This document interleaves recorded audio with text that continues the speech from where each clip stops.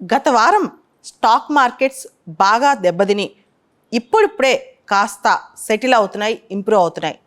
ఈలోపే భారతదేశానికి సంబంధించి ఈరోజు పొద్దున హిండెన్బర్గ్ వాళ్ళు ఒక బాంబు పేల్చారు. సంథింగ్ బిగ్ సూన్ ఇండియాకి సంబంధించి మేము ఒక పెద్ద విషయం బహిర్గత చేయబోతున్నాము, బయటికి చెప్పబోతున్నాము అని చెప్పి కేవలం 4 పదాలున్న ఈ ట్వీట్ ఇప్పుడు భారతదేశంలో పెద్ద చర్చనీయాంశమైంది. హిండెన్బర్గ్ ఇన్వెస్టర్ రీసెర్చ్ సంస్థ ఏదైనా ఒక రిపోర్ట్ కానీ ఒక ఇష్యూ కానీ బయటికి లేపితే దాని ప్రభావం చాలా ఎక్కువ ఉంటుంది. జనవరి 2023లో అదానీ గ్రూప్ సంబంధించి చాలా రివిలేషన్స్ చేసింది హిండెన్బర్గ్ రిపోర్ట్. అప్పట్లో అదో పెద్ద సంచలనమైంది. అదానీ గ్రూప్ ఇన్సైడర్ ట్రేడింగ్కి పాల్పడుతుందని, ఇన్ఫ్లేటెడ్ స్టాక్స్ చూపిస్తుందని, అక్కడంత బిజినెస్ లేదని, ఇలా రకరకాల అంశాల పట్ల చాలా విషయాలు చెప్పింది హిండెన్బర్గ్ రిపోర్ట్. అప్పట్లో ఒకటేసారి అదానీ స్టాక్ వాల్యూస్కి దాదాపు $86 బిలియన్ ఎఫెక్ట్ అయింది. అదే సందర్భంగా లాస్ట్ ఇయర్ కూడా చాలా అంశాలు హిండెన్బర్గ్ లేవనెత్తింది. అంతేందుకు ఈ మధ్య కోటాక్ బ్యాంక్ సంబంధించి కొన్ని వ్యాఖ్యలు చేసింది. దాంతో కోటాక్ బ్యాంక్ యొక్క షేర్స్ కూడా పడిపోయాయి.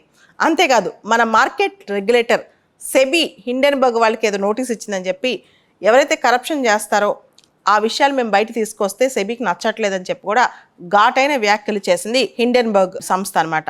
ఈ సందర్భంగా హిండెన్బర్గ్ వాళ్ళు సంథింగ్ బిగ్ సూన్ ఇండియా అని రాయంగానే అందరూ ఒక్కసారి తడబడుతున్నారు, కలవరపడుతున్నారు.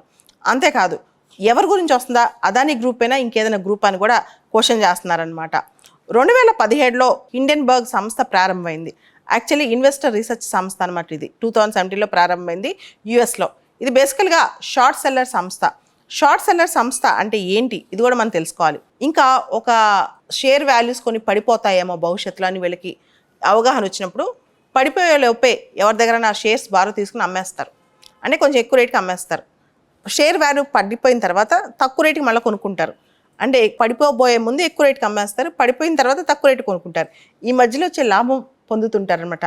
ఇవే షార్ట్ సెల్లర్ సంస్థలు.